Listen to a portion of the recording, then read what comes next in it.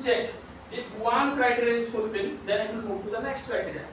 Then again it will check the same criteria. If it is fulfilled, then it will move to the another criteria. So I'll show you what exactly it works. First, if I talk about the concept of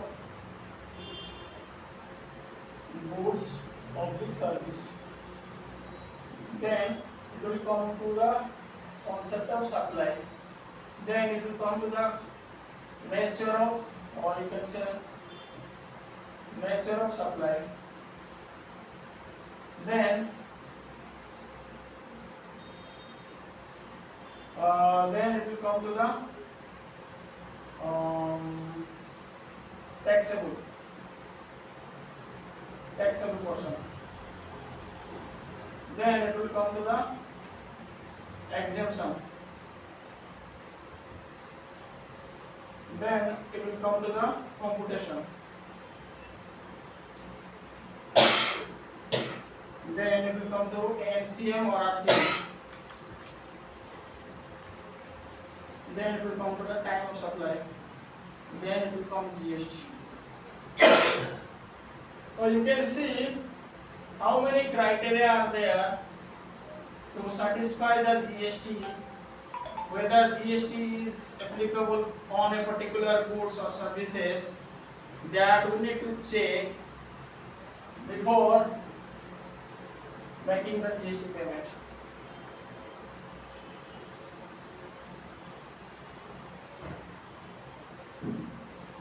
You can see there are 8 number of table.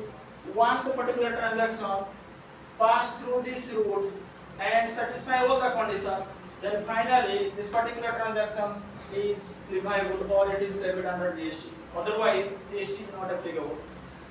There are a lot of procedures are there, but just to brief you, I'll tell you one by one in a nutshell.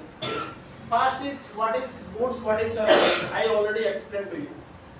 If a particular transaction, whether it is falling under the definition of goods, if it is yes, then it will move to the next table. Whether it is coming under the definition of service, if yes, then it will come to the next level.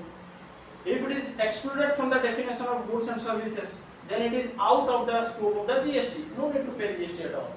So first you need to satisfy the condition on the definition, whether it is meeting the criteria of or the definition of goods or services.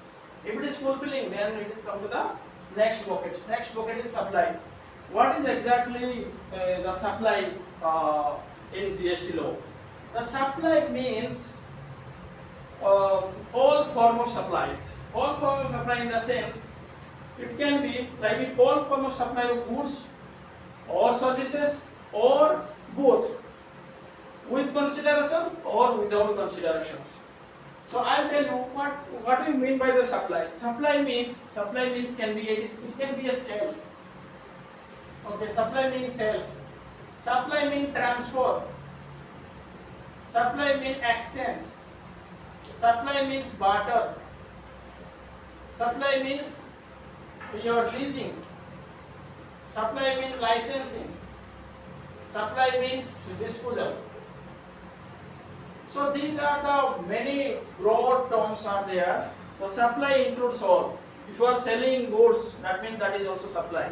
If you are transferring, transfer in the sense, if you want to transfer goods from one place to another place, let's assume you are transferring goods from one branch to another branch, that is also coming under the definition of supply. Then it is exchange. Exchange in the sense, you might have noticed that sometimes the e-commerce operator, they offer you can get the exchange offer. If you replace with your old mobile phone, you will get that much of the cash and you need to pay the additional amount.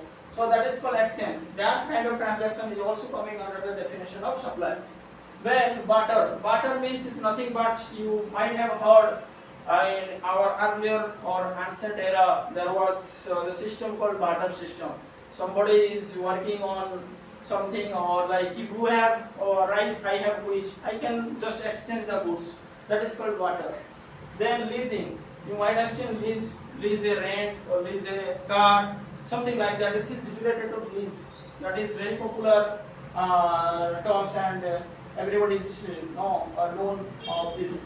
Then licensing also the same fashion fees and license.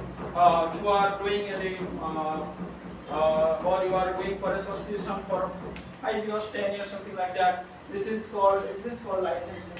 Then disposal also the same concept. So I am not going in a deep fashion, but in a brief nutshell I can say these are mostly the terms which are coming under the definition of supply. Then coming to the next one is the nature of supply. The nature of supply is quite different in GST law. That is called interstate supply and intrastate supply. What is interstate supply and intrastate supply? I'll just give you brief. What is inter? What is intra? So inter in the sense that is outside the state, out of your state. That is called intra. Inter. And intra means TRA means that is within your state. In state. This is out state. If you are selling your goods or providing your services within the state means this is called intrastate, or if you are selling out of your state, that is called interstate. This is the concept. Then taxable person. In GST law, the GST registration is not mandatory for everyone. It is mandatory if you fulfill certain conditions. Mostly your turnover limit must be your gross receipt, or for a couple of cases you need not to obtain your GST registration because you are exempted from the GST. Certain portions are there, like mostly agriculturalists. Those are farmer or the cultivators. They do need to obtain their GST registration. They can freely trade their goods. They can freely supply their agricultural goods anywhere in the world.